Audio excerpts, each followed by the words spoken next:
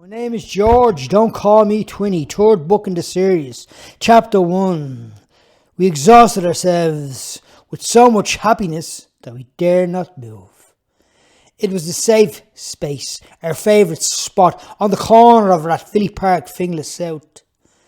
The place all of us boys hung out and heard tall tales and short stories, and the whispers of who did what and where it was done. This was our ringside seat in the world we lived in, each of us becoming professional commentators in neighbourhood stuff. There was me, Joe, Pat and Git, Mick, Thomas, Tucker and Paulo, Weller, Paul and Tony and Ray, Dick, Mick and Beanie, and Noel, Kojak and Coco, and Anto too, and there was a whole lot more. This was the 70s, the days of hot summers, and sometimes droughts, long before orange weather warnings. However, if there was such a thing as an orange vehicle warning on more than one occasion, we should have been given one. One day a car came up our road so fast I thought it would take off, and the driver was so young you could barely see him. All we saw was a pair of shining teeth as he passed by in great speed in a dreadful hurry to get wherever it was he was going. Joseph, Pat and I were growing, so were our friends. The boys who had arrived here in Finglas South on the same day, month, years us. We'd great neighbours in the Fays and the Dunhouse. They were the best of the best. Joe and I were 14, Pat was 10 and Wesley was 2 years old. Yes, Wes was 2. Our baby brother arrived in 1977. We were over the moon when Wesley Fitzgerald, our brother, was born. It was evening. I opened my bedroom window and looked out. The kids on the street played to the left, as did the kids to the right.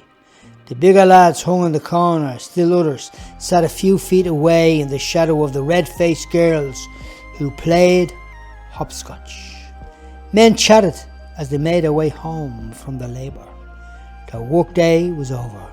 The workers that emerged from the tenement world, the plasterers, the bricklayers, the shoemakers and baker.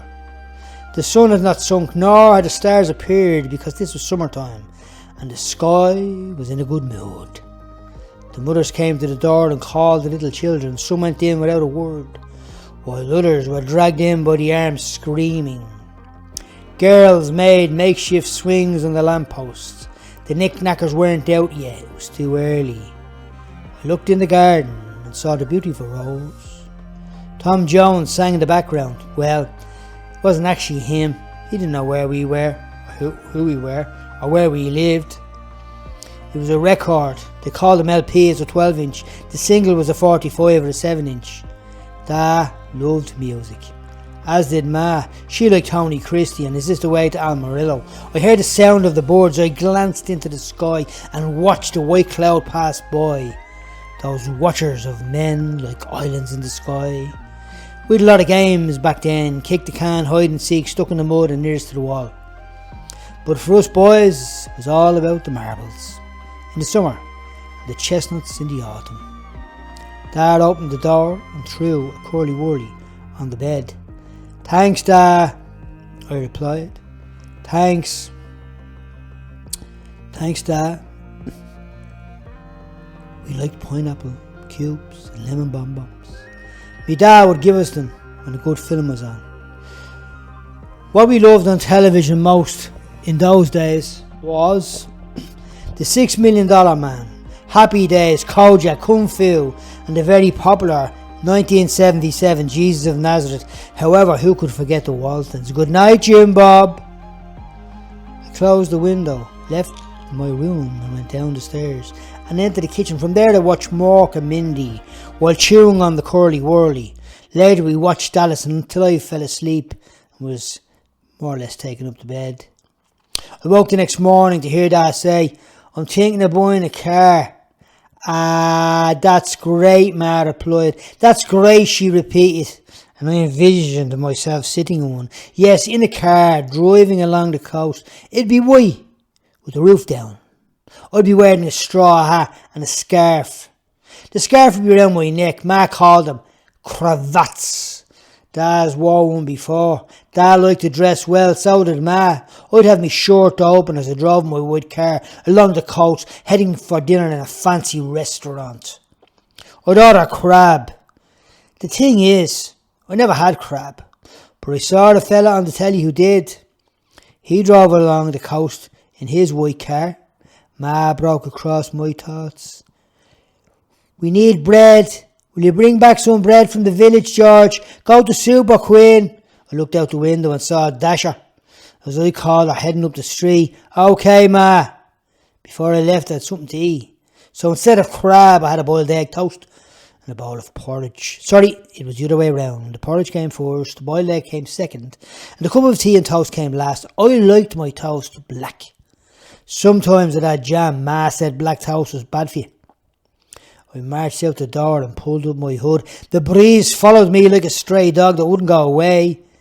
My old friend Shay's words crossed my mind while I walked to the village. Buy a magazine called Boxing News. With the money in my pocket. That's exactly what I was going to do.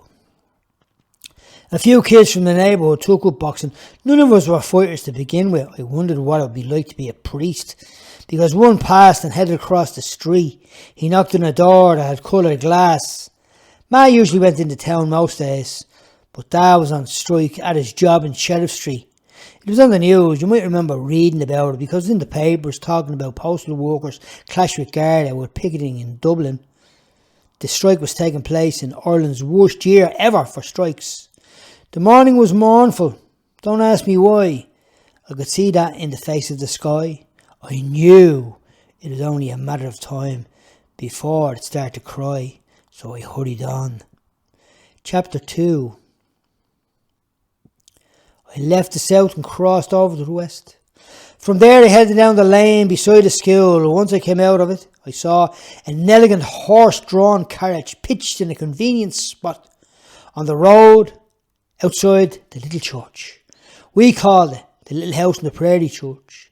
As a family, we followed the historical television drama that was on once a week. The show was about the Ingalls family who lived in America in the 1800s. Now the men gathered by the church wall, dressed in suits, and the ladies wore colourful dresses and big hats. I saw the grandfather standing in front of the carriage, a child holding a basket of flowers, and a woman with a huge hat. A man paced up and down, smoking like a trooper. I never saw the trooper smoke. Happiness had befriended these people. They were definitely of a different class. I fired a sharp glance at a girl who had youthful appearance. She was delicate in build, Ma would say petite. She gave me a few curious looks, holding her hand under her chin and turning slightly in my direction. And then I saw Walter in the middle. Yes, Walter, the guy we bumped into the cobbler's shop a few nights before. The artist fella, Walter. He laughed, ha ha ha ha, with the woman, and the men laughed with him, ho ho ho. But they suddenly became silent when they turned and saw me. Silence. The girl, who Ma would call petite, clapped her hands and ran with joy and rested her chin on Walter's shoulder as the church door opened and a man like a priest walked back. He never said a word, nor did he motion with his hands for them to move, but his presence was very much a summons for them to do so. My name was called. George! George! I glanced over my shoulder and saw Mrs. Dasher standing across the street. Well, that wasn't her real name. George! She called again. Dasher lived a few streets away from us. She had her nose in everyone's business and her eyes in everyone's face. Dasher stood playing with her fingers as if she was knitting a jumper. There was no jumper, and I don't think she could knit anyway. I imagined her right eye growing larger and larger until it shot from her head like a huge golf ball coming in my direction. Does your mammy know, George? Does your mammy know? She repeated. You're hanging around with English people. A wedding, is it? She lifted her head. A wedding? Her chin stuck out. Gosh, you don't look dressed for the wedding. Your mammy never said. I'm going to the shop for me ma. She needs bread. Asked me to get it in the village after I got me magazine. She should have asked me. Terrible day to be sending boys out looking for bread. Run out, did yous? We never do. Stack it up, that's my motto. She fired her head upwards and pressed her shoulders back, and off she marched like a trooper, the one I never saw smoke. I looked at the church, the stone wall, the horse and carriage, and for some reason, right there, it brought me back in time, as Dasher would say, in English time, like Jane Eyre. Her name wasn't Jane, it was Jane. Jane Eyre, Ma said, as I said to her, Jane Eyre. No, Jane, the novel Ma was reading. I watched the film with Ma. She told me that it was adapted from a Charlotte Bronte novel, or a Bronte novel, as Ma said. I didn't know what adapted meant, but I liked sitting there with Ma watching films. Sometimes you'd have cake and cream, or sometimes it'd be fruit cake and custard. Ma would often pull out the wibbly-wobbly wonders which she had tucked away in the fridge. Gerard, Walter called. George Walter, not Gerard. Sorry, funny meeting you here. As soon as he said that, the old people, as I call them, in their suits and big hats, went straight back into talking mode. It was like Walt gave them a signal. Are you at a wedding? Is that your man with the big hat? Full marks for observation, he joked, tipping my chin. I wasn't sure if he was getting smart with me, but I let it go. Are you a Protestant? Church of Ireland. I like your drawings. Very good. I'm going to do the art, you know what I mean? You're going to be an artist. Yeah. How did you know? No. What I meant was, you don't say I'm going to do the art, you say I'm going to be an artist. Yeah. I smiled and felt chuffed with myself, thinking I'm going to be an artist. Me ma said I need to read if you want to get on in life. Yes, he sounded, with a voice of triumph. I was amazed at his response and wondered what it was I said. It had to have been good, because he announced his goodbyes, all happy. George, you'll find me at the green most days outside the Gravedigger's public house. I'll teach you to draw. He waved, and I stood awestruck at how kind he was. The mournful sky said goodbye, and I pushed forward as happiness travelled with me. In front of me were a few shops, well houses, that converted the bottom floor into a bookies, a shop, a chipper, and a laundry. To the right were the old remains of the church, large stone front with no roof, staring in defiance at the grey steel bridge that shot up like a huge wave in the dawn light. I could see the top of St. Canice's Church, which sat under a sea-flame sky that had charcoal clouds hovering above it. I'd made a friend, and my heart warmed with the idea of having a posh pal. And then I saw the boy I knew. Unlike Walter, he was not known for his kindness. This boy came from a different part of the neighbourhood. He halted in his tracks when he saw me. This guy made a career of bullying smaller children, for which I was a candidate. He was wearing a long coat and top hat he'd stolen from the car that belonged to the wedding. Walter was a nothing surer. Underneath the hat was straggly hair. This fella bullied me for years. He'd take my lunch, kick, slap, punch me and bite me, while his brothers ran a protection racket, summed up in 5 words. Pay up or shut up.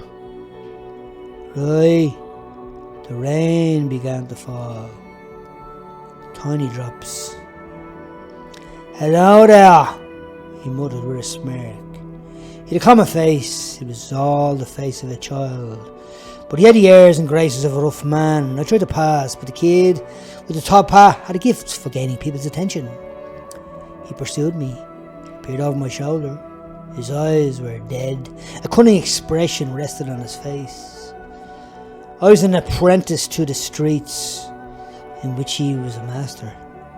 At the end of the bridge, 2 youths with equal social standing as top hat crept out. They lifted their heads and nodded silently. Top hat grabbed me by the collar and pulled me close. He had one hand around my neck while he shoved the other into my pocket. Right there I'd forgotten about the girl Ma would call Petite, and how she ran and rested her chin on Walter's shoulder, and the woman in the nice dresses and the big hats. In addition, I remembered a rhyme Rocky had said as I eyed an old man across the street. He gazed at me with a cold stare. He, like Top Hat, was a bachelor to kindness because he was married to hate. Rocky's words came close, like a whisper. Hit him first, and hit him the hardest. Lost your tongue there, Twinny, he blasted. Or maybe, just maybe you're gonna run home and tell your mammy, he shouted, rolling his eyes towards the sky. My name is George. Don't call me Twinny. I didn't mind anyone calling me Twinny, but not him, or anyone like him, who treated me with contempt. And by the way, I want to clean your teeth, I replied sharply. Is that right, you little dope? Screamed Top Hat. He raised his fist and gave me a box. He followed that with another punch. Top Hat became weary, and wearier still, and punching and throwing more. I jumped to my feet and, filled with rage myself, and grabbed him by the throat. I fired in a blow. Holding his neck, I doubled up on the body shots. He fell to the ground, right there in the middle of the brawl. Curly Bop's voice spoke into my head. Georgie, if they ever come after you, you know to box your ears in. You know what to do. Run, Georgie. Run like the clappers. Run. Run I did. Chapter 3. For a tiny second I saw Ma waist deep in ideas and thoughts, telling me how important it was to be a good boy, the value of reading, and how my nanny never used a bad word in her life. But the rain got heavier and heavier still, soaking us through to the skin. I washed away the vision of Ma standing, having a think, and watched Top Hat jump and run. He did not race backwards or flee away. No, he ran at me, but I sidestepped. He threw a right hand. I ducked and caught him with an uppercut. The two boys came running. I watched one pull a chain from his pocket. A man jumped from the car. Two women rushed towards us. My eyes darted around as the little voice of Curly Bop spoke again. Run, Georgie, run.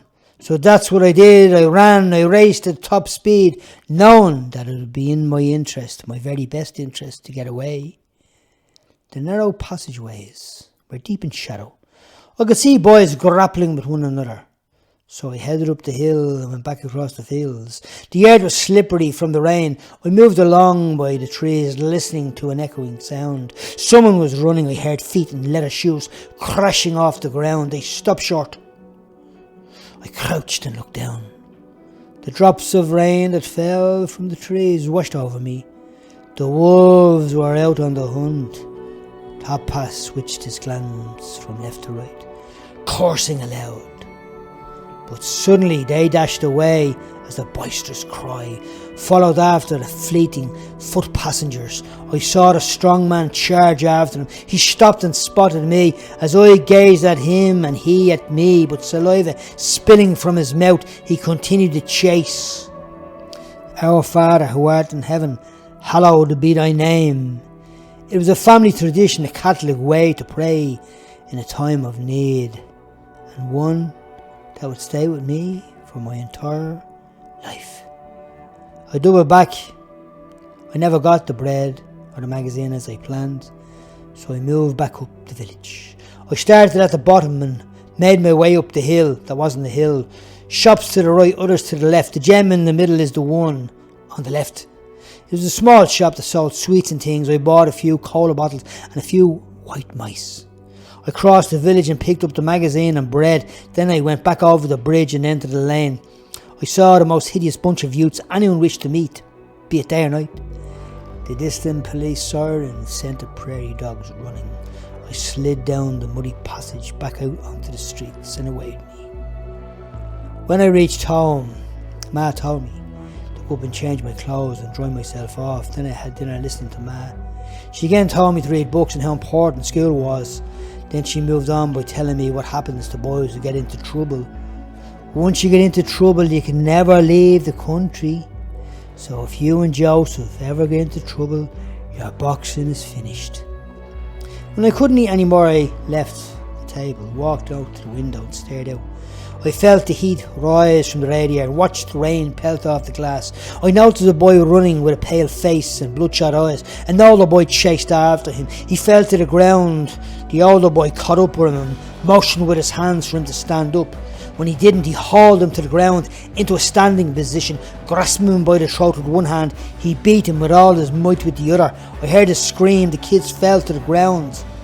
The youth picked him up again and shook him violently. A window across the street opened. A woman stuck her head out and screamed, "You dirty scumbag! Leave him alone or I'll go out there and smack the face off you." Her words reminded me of a woman who roared at my friend Sonny a week before. Only she screamed, "May you scream for that priest, you brat." Sonny didn't care, but big people thought, because he stuck his two fingers as we passed. And then I heard that woman utter, "That boy die young. Right, Pa, put on the water for the bat," Ma said to George. "After your bat, you'll have a nice apple cake ready." I smiled. We always smiled when Ma made apple cake. We smiled, but she laughed heartily when she took it out from the oven. The cake always resembled a hat. So there I was, laughing to myself, but then I didn't really feel like laughing, because I continued to stare at the boy crying. Two worlds. One had warm fires, apple cakes that looked like hats. With all the mod cons, the other world had violent boys who used bars, hammers, snooker cues and knives. The young gentleman walked away, leaving the boy lying in the rain like a dead dog. Two worlds.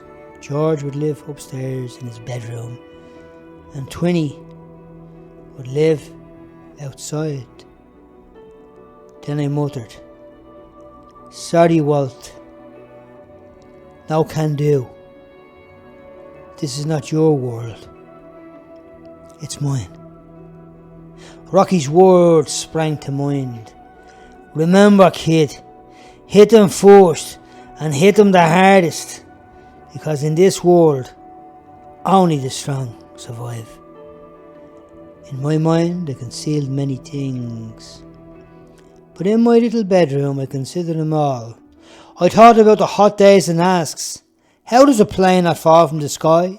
And where is the storehouse that holds the rain? I wondered about the man in the blue dungaree standing gazing at nothing and seeing everything. He's the man in the painting, with the white hair and matching beard, standing by the window, gazing at nothing and seeing everything. I do that sometimes, you know. I gaze at nothing and see everything. I look with my mind's eye, the one that can travel everywhere without being seen. At night, I'd feel sleepy, and sometimes I'd feel stupid, pondering the teacher said and what she wrote in that stupid hat in Ballymun when I was a kid.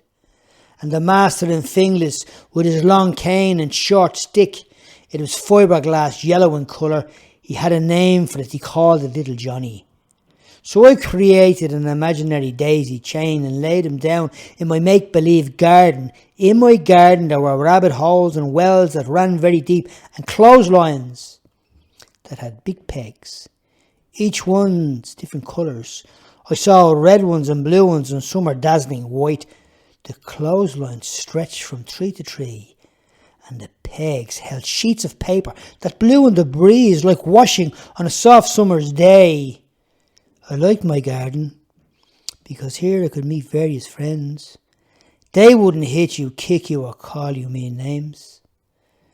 This was my garden, and in it I could do as I liked. Chapter 4. Shay the cobbler sat outside his shop during the spring evening of 1979. The rows of houses beside him have hanging baskets overflowing with flowers. Shay wore a short-sleeved shirt. With his hair combed neatly, he had all the hallmarks of a Greek fisherman sitting on the cobbled streets. He saw us and cleared his throat. "How's it going, boys?" he called, looking over the rim of his glasses.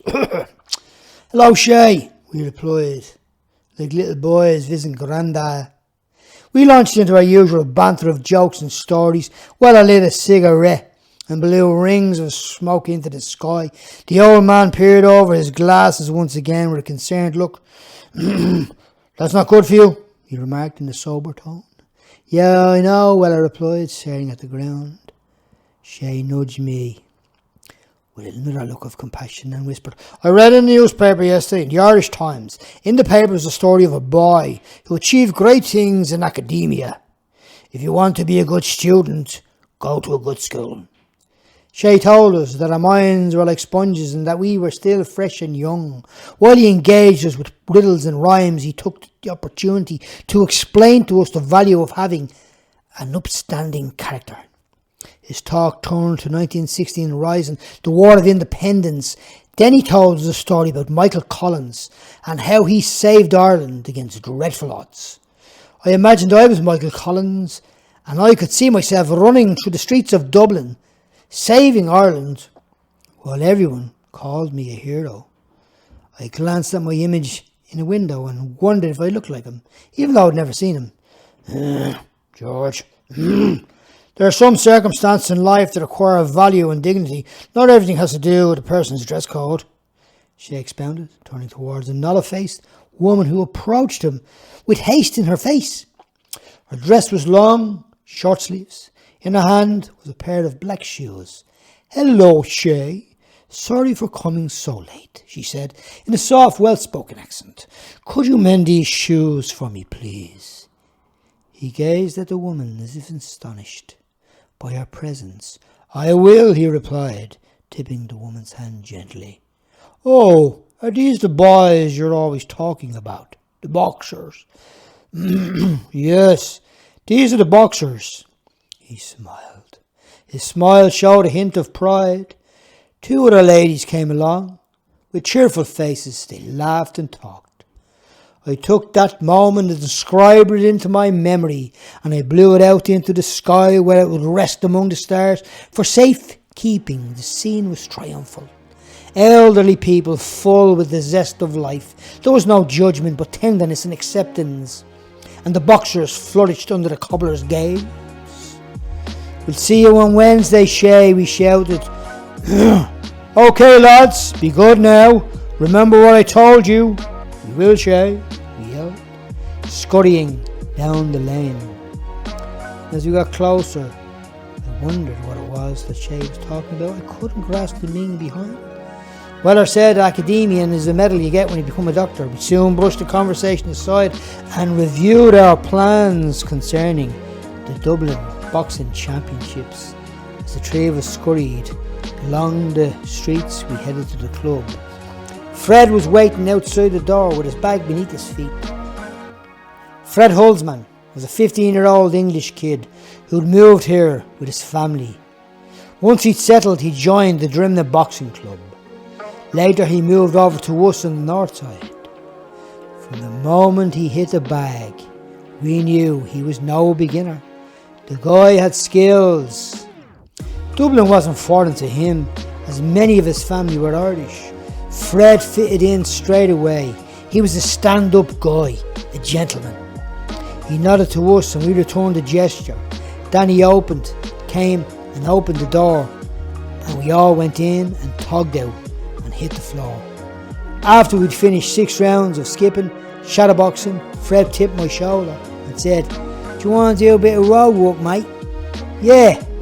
Placing my hand on the side of my mouth, I shouted, Danny, me and Fred are going to run." "What?" "Me and Fred were going to run." "Okay." Danny winked and off he went. Together we jogged towards Botanic Gardens. We turned and headed towards Hart's Corner. The evening light had disappeared. The night time showed up, as did the moon sticking its head out from behind the clouds that we couldn't see. We ran along the canals. The river was calm. Even though it was dark, I could hear birds splashing in the water. "Working your job, mate," Fred said. "Okay, Fred, and practice countering on the back foot, mate." Fred was only a few months older than us, but I listened to him the way one would an older brother. He had a maturity about him. And not only was he a very good boxer, but he was also knowledgeable. The rain began to fall, so Fred and I headed back towards the club. Once inside, I did as Fred had said and began walking, throwing out the jab and sparring. I walked off the back foot more. I winked at Fred, who was watching intently. Then we got out of the ring, and both Joe and I watched Fred sparring, and as intently as he watched us, we watched him move around, throwing out and firing out that jab. He was a great boxer, wonderful to watch. Fred had a love for all things Irish that came from his mother's side. He was happy to be English, but Dublin to him was a second home. Chapter 5. Fred said, "Walk on the jab, Joe. Walk on the jab." "Yeah, that's right, and the back foot." "That's right," I said to Joe. Now, it was about this time we got another trainer. Not a new one, but another one. Because Danny and Rocky were still there. His name was Paddy Keogh. Paddy was the real deal, the tough guy who had a soft heart. He'd black hair and a broken nose and a kind look in his eyes. It was one of those summer's evenings when the sun cozied up to us like a friend. In the hot evening, the main door, the one that strolled out onto the lane, was left opened. As the door stepped out, Paddy stepped in. He brought 3 of his sons with him, Pat, Matthew and Sean. These boys were a little younger than us, but just like their father, they were very, very respectful kids. All 3 of them were great boxers. Pat and Matthew were wonderful guys. Sean was too. They boxed, Matthew fought. Matthew was the type of kid, he would take the ring and hold the centre and move forward with great determination, constant determination, pushing forward. He was a great kid. Matthew was a messer. He'd pull your ear from behind, and when you turn around, he'd be met with a warm smile from the sallow-faced kid. And Shani, little Sean, the blonde-haired kid, went forward, punching as fast and sharp as he could. He was a great kid to watch also. Again, just like his brothers, he would take the centre of the ring, push forward, weaving and bobbing, getting under everything that was coming towards him. Great kid to watch, great determination and a great heart. Pat brought great understanding to anyone who did him sweet science, because that is what he demonstrated in the ring. As I had said, Paddy, their father, was a down-to-earth guy who tell you how things were. So are they, and so was their mother Olive, who was the first woman to judge in Irish boxing. Paddy and Olive were very welcoming as we'd visit their homes on occasion. Olive was a kind, nice woman, no-nonsense woman who could tell you things with her eyes before words spilled from her lips. I remember the day in her house where Geraldine, their sister, was sitting in the chair. She was nice and quiet, a little bit timid, then she got chatty and talking. But just like her brother, she'd go on to make a name for herself in running her choice sport, as she'd represent her nation, as Pat would do, not only in the ring, but also on the pitch with a football. And as I write this, I step away from the computer, walk into the hall. I open the window and look out. I remember all of us. Fred from England, Danny, Rocky, Paddy, the boys, Pat, Sean and Matthew, and how quickly life has gone by, and how committed this family were to boxing. Because only a few weeks ago, on the 5th of April, 2024, Sean's daughter Ruth became All-Ireland boxing champion. Of course, in my mind I go back, and I'm thankful, because I remember Fred, Paddy, Pat, Sean and Matthew. They're still and a great character, and how kind they were, nice people. However, even though we were often tired, we'd mess around, we trained together, eat, drink, boxing, living in the same space on Monday, Wednesday and Friday. Outside there was a lane, and to the right a river that was life-giving. There we were, nestled in this old club, fighting to make a name for ourselves in the toughest sport in the world, boxing. Chapter 6. At 7 o'clock the next morning, the steel doors at the side of the National Stadium cleared, and we walked into a maze of bodies. This was the day we were to weigh in for the championships. Outside the heavens opened, the hailstones sounded like rocks hitting the roof. Inside, two weighing scales stood alone, one beside the ring, the other beside a far wall. Near them was a pile of paper on a loose table where two men sat checking everything. In front of the ring there was a line of boys, most of whom were thin, all Adam's apples, groomed in underpants like nappies. They reminded me of Brown Bag. Brown Bag was 1 in a million. A nice guy. A nice man. He was there, he was here, he was everywhere. Or easier put, he was here, there and everywhere. On the corner, on the streets, on the bus, down the back. The sing-song man that loved the old tune. Everywhere he went, the Brown Bag went with him. He'd cough and snot and spit, tell jokes and laugh, and dive into that old Brown Bag. He was about 2 years older than me dad, but he looked older than me granddad. Not only that, but he called me Boxer. He told me about Mr. Brannigan, the man they call Lugs. More often than not, you'd see him walking down the road parallel to the river. He talked to himself, telling jokes and laughing into the air. One morning, as I was doing road work, I bumped into him. We talked, and he told me about the toughest copper ever to walk the streets of Dublin. Oh yeah, kick you black and blue rather than give you a charge.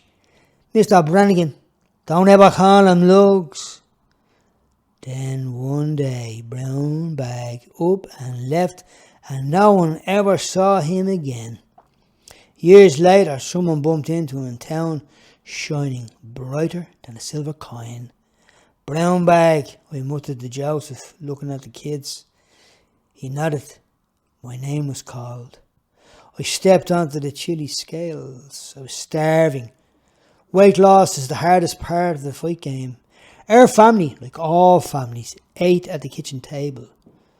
There was the front door, the hall, the kitchen door, and behind that was the table. And in front there were presses and the sink. I imagined myself sitting, eating a feast, like a king. I could see it all. Lamb chops, chicken wings, big pots of stew. Sweets, cakes and chocolate galore. Man, Dad did not know I was cutting weight. When neither were looking, I'd slip my food onto Joe and Pat's plate. Cutting weight, as I said, is the most demanding requirement inflicted on the human body in preparation for a fight. A flat-nosed ex-boxer dressed in a jacket filled the space facing me. He examined the scales with great intensity. He nodded, which I understood to mean, take off your vest, which meant there was a problem with my weight. My midsection was cut into perfection, so if I was to drop a few pounds, there wasn't much to shed. The man turned and whispered something to his friend at the desk. He waited, I fidgeted. Then he marched around, lifting my chin so that I felt I was about to be entered at the 345 at Cheltenham. Right, Georgie, off it. The scales, you made 6 stone. My twin brother advanced the same way. I passed other youths wrapped in shabby towels as an elderly-looking gentleman sauntered towards us, towards the scales, fitted in a white shirt and black trousers. He divided his attention between the boys at the wall and Joseph and myself. His name was Jim Brannigan. Jim, as he preferred. James Lugs Brannigan. He was the most famous policeman ever to walk the streets of Dublin. A legend in his time, being responsible, supposedly, for plundering the criminal world of his day. He boxed in Germany in 1938. His opponent knocked him down 9 times. He showed great courage by refusing to stay on the canvas. He won the applause of Göring and Goebbels. Hermann Göring, a dominant figure in the Nazi Party, was condemned for his crimes against humanity at the Nuremberg trials. His death sentence was cut short because he committed suicide the night before he was to be hanged. Paul Joseph Goebbels, a German Nazi politician, was one of Adolf Hitler's closest associates. He advocated progressive extermination of the Jews in the Holocaust.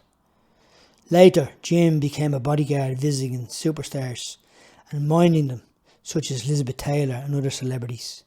He'd established himself as a copper who handed down rough justice admitting to giving criminals a good thrashing rather than charging them.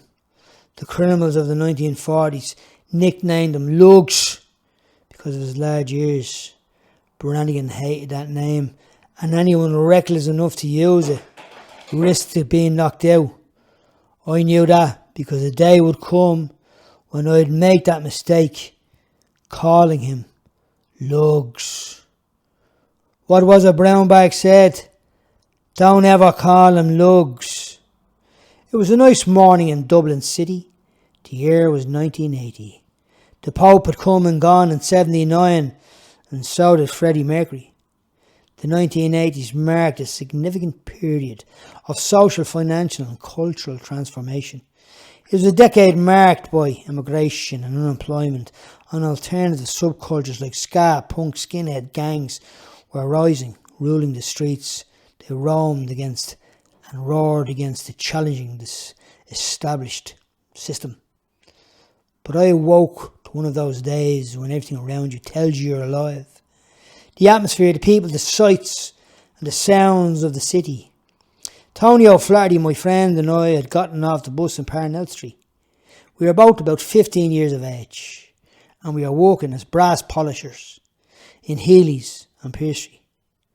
O'Connell Street was bustling, so we strolled from the top to the bottom and turned at Eden Quay. Eden Quay on the north bank of the River Liffey runs between O'Connell Bridge and Buck Bridge. Liberty Hall dominates the east end at the opposite end of the Irish nationwide building. Both were rebuilt following their destruction during 1916 east of the Rising. Why did we take that route? I don't know. Normally we'd cross O'Connell Bridge and go over to Lear Street and to Pearse Street. That morning we didn't. We turned in the quay. To the left there were shops, the pub, the lane, Corinthian, cinema and so on. To the right is the Liffey. People were heading up and others were moving down towards Liberty Hall. Tony and I passed the lane, the shops, Corinthian, cinema. The traffic was heavy, cars, motorbikes, cyclists. There was a gang of rough-looking men laughing, joking, passing around the smoke while playing, nearly pushing one another out onto the road. A tall woman in a hat with glasses hanging on the bridge of her nose tiptoed by them. The men whistled. A van pulled up, a door opened, and a man fired a bundle of newspapers for an awaiting youth to pick them up and run. With a flashing glance I watched him disappear up the lane. Mr. Brannigan came through the crowd. I shuffled with my hands in my pocket and my cap pushed down. Tony and I chatted about neighbourhood things, I'm sure. A lorry pulled over, the sound of the engine gave out a sigh as kegs were pulled to the ground by workers in caps and dirty aprons. Then he passed, and I allowed 2 words to escape between my lips. Morning, Lugs. He grunted, and enraged, he took hold of my collars and fired me against the old shutters. It had to be shutters, because if it had been glass, it would have gone through it. His face was red, and his teeth seemed large as saliva spilt from the side of his mouth as he used choice words to express his dislike to my early morning greeting. After I got a clip around the ear, he charged off, pushing his way through the crowd. It all happened so quickly that I hadn't got time to think, let alone react. Are you okay, George? Yeah, I'm grand, Tony. That's what you get, and that's what you call a brush with the law. Who is he? An old boxing referee. Jim Brannigan. Whatever you do, don't call him Lugs.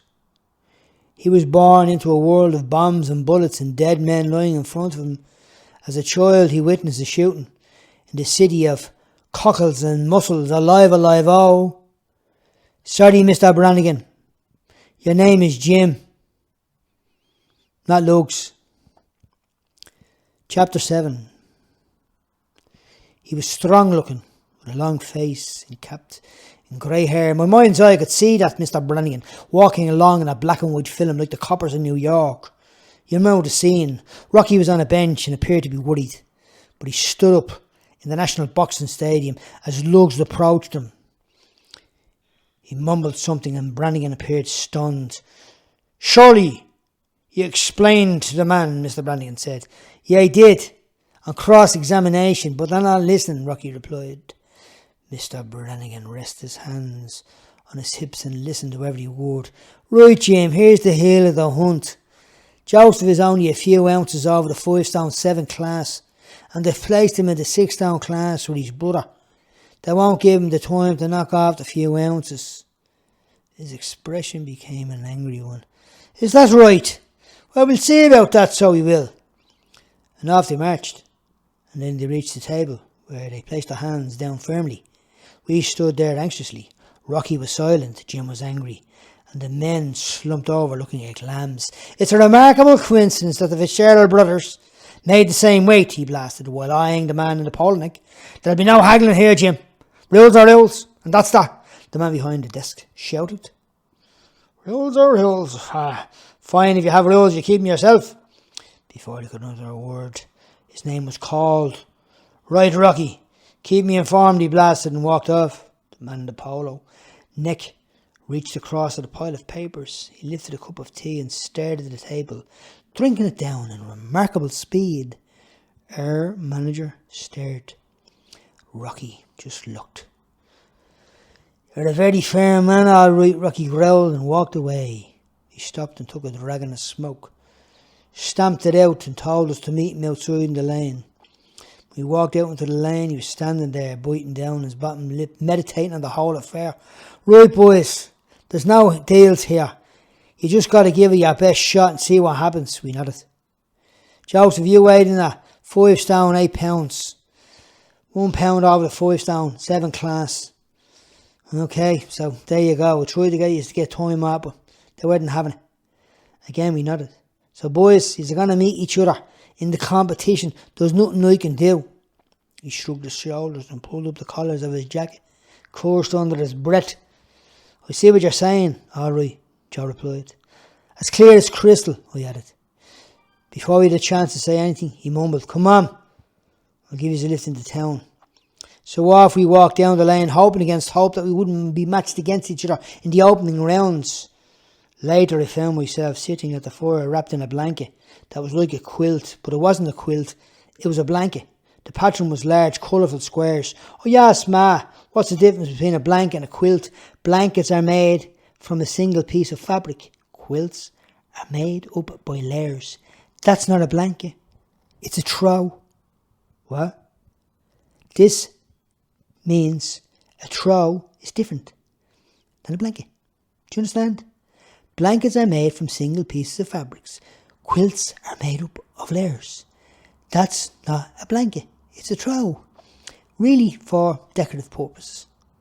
I thought about fabrics and quilts and large bright colours.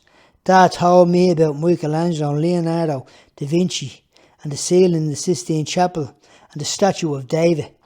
Joe went upstairs and read a book. Pat was asleep, and so was Wesley. I went into the back room and whispered all the things that Dad told me.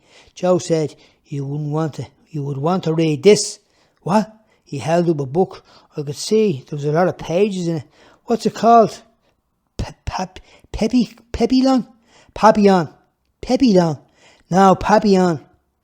This guy was French. He was sentenced to life, hard labour, in this place, the penal colony. You know, in French Guiana, known as Devil's Island. Devil's Island? Where's that? South America. I went down the stairs and told Dad about Joe and the book he was reading.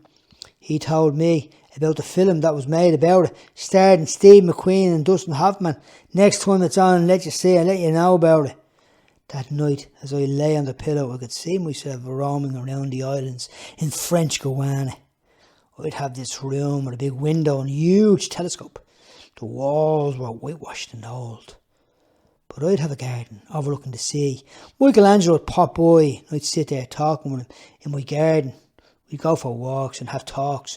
Joe would be there. He'd have his own place. Pat and Wesley wouldn't come because they'd visit, but they were too young, so we'd stay on our own. Dad stuck his head in the door. "My family knew me well."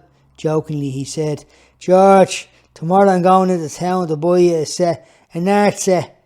Then I'll pop in and get you a ticket to South America." He laughed. I replied, No need that. I'm already there.